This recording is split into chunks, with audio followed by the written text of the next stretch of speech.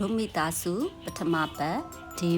1ကဲတီချယ်တို့ day 1လေးပြန်စမယ်ပေါ့နော်ဒိုမီတာစုသင်ခန်းစာရဲ့ပထမပတ်ပေါ့ day 1မှာသင်ရမယ့်သင်ခန်းစာလေးတွေကတော့ဝပြီးကြပြရွတ်ဆိုခြင်းစင်နှင်းမြောက်ပုံမြင်ကိုဆရာကပြောပြခြင်း ABCD တခြင်းသိဆိုခြင်းဘူတိကလေးဝါတုတ်တုတ်ကြပြရွတ်ဆိုခြင်းမိသားစုဝင်များအကြောင်းကိုအတန်းသို့တင်ပြခြင်းအသေးအမီများဖြင့်ကစားခြင်းဒီကြားထဲမှာအနားယူခြင်းအချိန်ကြီးရပေါ့နော်မိသားစုဝင်များစားလို့ရှိတော့အသီးပုံများဆွဲခြင်းအဲ့ဒါပြီးလို့ရှိရင်တနေ့တာနှစ်ချုပ်ဝါပြီးကြပြဝါကိပြလေးကိုမတင်ခင်ဆရာကဝါကပြလေးကိုကလေးတွေကိုပြပြီးတော့ဒါကဝါလို့ခေါ်တယ်အရင်ဆုံးကလေးတွေကိုဝါလုံးနဲ့ရင်းနှီးအောင်အရင်ဆုံးတင်မယ်ပြီးမှဝါပြီးကြပြကိုဆရာကအတန်ထားနဲ့ဝါအတန်ဦးစားပေးပြီးတော့เนาะနမူနာ2ခေါက်ဒါမှမဟုတ်3ခေါက်ရွတ်ပြမယ်ပြီးမှကလေးတွေကိုနောက်ကနေကိုယ်တိုင်အမှုရာဖြစ်ရွတ်ဆိုတတ်အောင်ဆောင်ရွက်ပေးမယ်ဝါကြီးကြပြလေးကိုတော့တိကျမှာပေါ့နော်ဝါလုံးဖိုးဝါလုံးချစ်စရာလေးဖိုးဝါလုံးရှိုပြုံးနဲ့ဝါလုံးရဲ့ဝိုင်းကလေးရေးပါမယ်အဲ့လိုဝါလုံးဖိုးဝါလုံးအဲ့ဒီနေရာလေးတွေကိုဆရာကအတန်ထားပြတတ်နဲ့ကလေးတွေကိုဟိုဘောနော်နားထဲမှာဆွဲအောင်တေချာလေးဆိုပြမယ်ပြီးရင်ကလေးတွေစူပြီးတဲ့အခါမှာကဲတားတို့သမီးတို့မိသားစုတွေထဲမှာဝါတဲ့သူတွေရှိလားမရှိဘူးလားရှိတဲ့တချို့ကရှိတယ်တချို့ကမရှိဘူးပြောကြမယ်ပေါ့နော်ဝါရတယ်ဆိုတော့ဝါဆိုတဲ့စလုံးလေးကိုရင်းနှီးအောင်ပြောမယ်ပြီးရင်ခုနတိရှယ်ပြောတယ်ဝါလုံးဖိုးဝါလုံးအဲ့ဒီပြစာသားကိုအကြိမ်ပြောနော်ရွတ်ဆိုပြပါမယ်စင်နှင်းမြောက်ပုံမြင်ကိုဆရာကပြောပြခြင်းဒီသင်ခန်းစာမှာဒီလိုပုံမြင်ပြောတဲ့ချိန်ကျရင်ဆရာကကလေးတွေကိုပါဆောက်ပုံဝိုင်းပြီးတော့ထိုင်ခိုင်းမယ်ဆရာကအဲ့ဒီရဲ့ထိတ်မှာထိုင်ပြီးတော့ကလေးတွေနဲ့မျက်လုံးတဒန်းနဲ့ဖြစ်အောင်နေရာယူမယ်ပြီးရင်ဆရာကကလေးတို့ရေတရိတ်ဆန်လေးတွေပါတဲ့ပုံပြင်ကိုနားထောင်ခြင်းလားကလေးကအကြိုင်နားထောင်ခြင်းနဲ့ဖြေကြလိုက်မယ်ကလေးတို့ကဘလို့တရိတ်ဆန်လေးတွေကိုကြိုက်လေဆရာကမေးမယ်ဘောနော်ဘောနော်လက်ညှိုးထောင်အဲ့ဒီမှာဆရာကတယောက်ချင်းစီယူပြီးမိမယ်အဲ့ဒီမှာသူတို့ပြောတဲ့တရိတ်ဆန်ထဲမှာစင်နဲ့မြောက်မပါမရှင်ဆရာကမေးမယ်ဖြေကြလိုက်မယ်ကြောင်းတို့ကြွတ်တို့နော်ခွေးတို့အမျိုးမျိုးပြောကြလိုက်မယ်အဲ့ဒီမှာစင်နဲ့မြောက်မပါမချင်းဆရာကမိကွန်းလေးတွေမေးမယ်ဟိုတော့တယောက်ချင်းစီမေးလဲရတယ်တယောက်တစ်လက်စီမေးလဲရတယ်ပါသွားပြီဆိုမှဆရာကဒီနေ့တော့ဆရာမကစင်နဲ့မြောက်ပုံပြင်ကိုပြောပြမယ်ဆိုပြီးတော့ပုံပြင်ကိုပြောမယ်အကယ်၍ကလေးတွေပြောတဲ့ထဲမှာစင်နဲ့မြောက်မပါဘူးဆိုရင်ကလေးတွေပြောတဲ့တရိတ်ဆန်ဒီအကြောင်းကိုနောက်နေ့မှပြောပြမယ်ဆိုပြီးတော့ဆရာကပြောမယ်ပေါ့နော်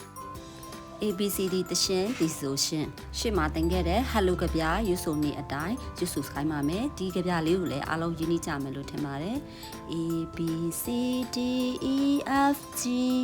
HIJK MNOP QRSTUMV WXYNZ YNZ မှာအတန်လေးကချမှာပေါ့နော်တီရှယ်နည်းနည်းလေးတက်သွားတယ်ပေါ့နော်တီးခံပြီးတော့နားထောင်ပြီးကြပါဦးနောက်သင်ခန်းစာကဘူတိကလေးဝါတုတ်တုတ်ကြပြဖြစ်ပါတယ်အဲ့ဒီကြပြတွေရဲ့တရှင်းခွေတွေကိုလည်းအကြောင်းတွေမှာဖြန့်ထားပြီးသားဆိုတော့တီးပြီးသားနေမှာပါတင်ယိုးညွန်းထဲမှာပြဋ္ဌာန်းထားတဲ့ကြပြမှာကြတော့ဒေါသကြီးတဲ့ဒူးရင်းသီးနေရာမှာမေမေကိုမကောင်းမမြင်အောင်ပေါ့နော်မေတ္တာထားလို့ဂရုဏာကြီးမေမေဖျဲသီးဆိုပြီးတော့စာတန်းလေးပြောင်းထားတယ်ပေါ့နော်ဘူတိကလေးဝတုတ်တုတ်ညီဖိုးဝါယုံကောက်စုပ်ဖွားနဲ့ဆောင်ရှုံနဲ့ပြောင်းဖူးကိုရဲ့လာခြင်းလုံးလို့ချက်တောက်စီမိနနတ်တီပိန်တေးအရက်ချေဖေးချီပဲလေမွေမြတ်တာထားလူကယူနာကြီးမေဖျဲသည်မပိန်တေးအရက်ရှိဖေးပဲလေမွေဒီရှာဟိုဘောနော်တရှင်းခွေတွေကဟာကိုဆွဲနေတော့နည်းနည်းလေးအနာမလွဲသွားရပေါ့နော်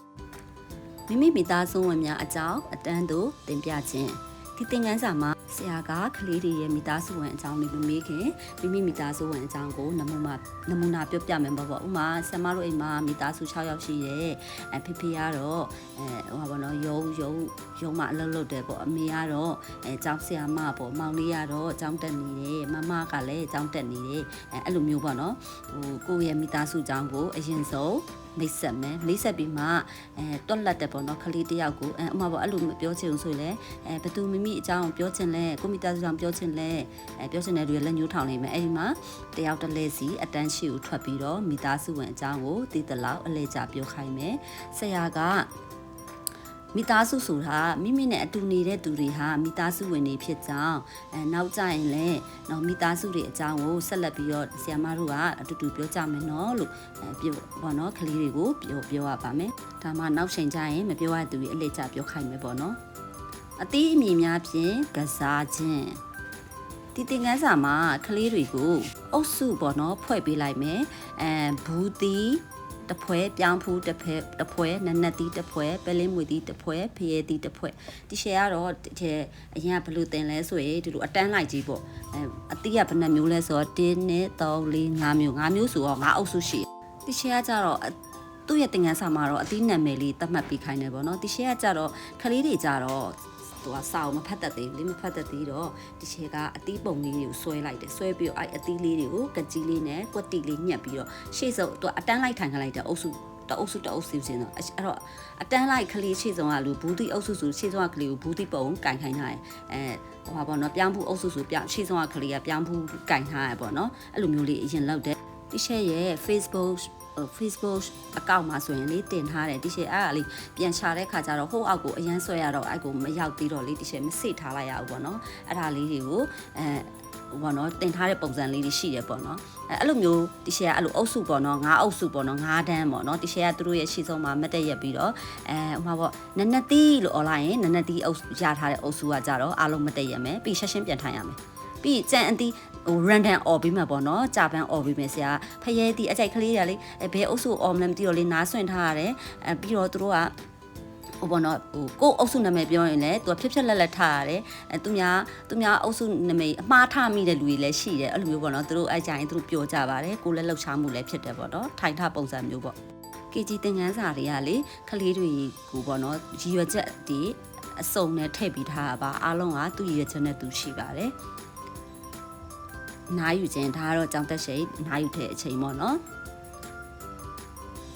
မိသားစုဝင်များစားလေးရှိတဲ့အသီးပုံများဆွဲခြင်းဆရာကကလေးတို့မိမယ်ကိုယ့်ရဲ့မိသားစုတွေမှာဘာသီးလေးစားကြတယ်ကြိုက်တဲ့အသီးပေါ့နော်ပုံဆွဲခိုင်းမယ်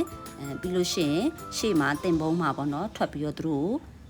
တို့ဆွဲထားတဲ့ပုံလေးတွေကိုကတ်ခိုင်းပါမယ်ကလေးတွေကမဆွဲတတ်တဲ့ကလေးတွေရှိဒီဆရာမကဒီလိုမျိုးလေးတွေပုံလေးတွေထုတ်ပြီးတော့ဝေပေးပြီးတော့အယောင်ရှယ်ခိုင်းလဲရပါတယ်အဲ့ဒါပြီးရင်တော့ចောင်းသားနဲ့ဆရာတနေ့တာနှိမ့်ရှုပ်ပါမယ်ဒီရှယ်ဗီဒီယိုလေးကို like and share လေးလည်းလုပ်ပေးကြပါအောင်နော်အားလုံးကိုကျေးဇူးတင်ပါတယ်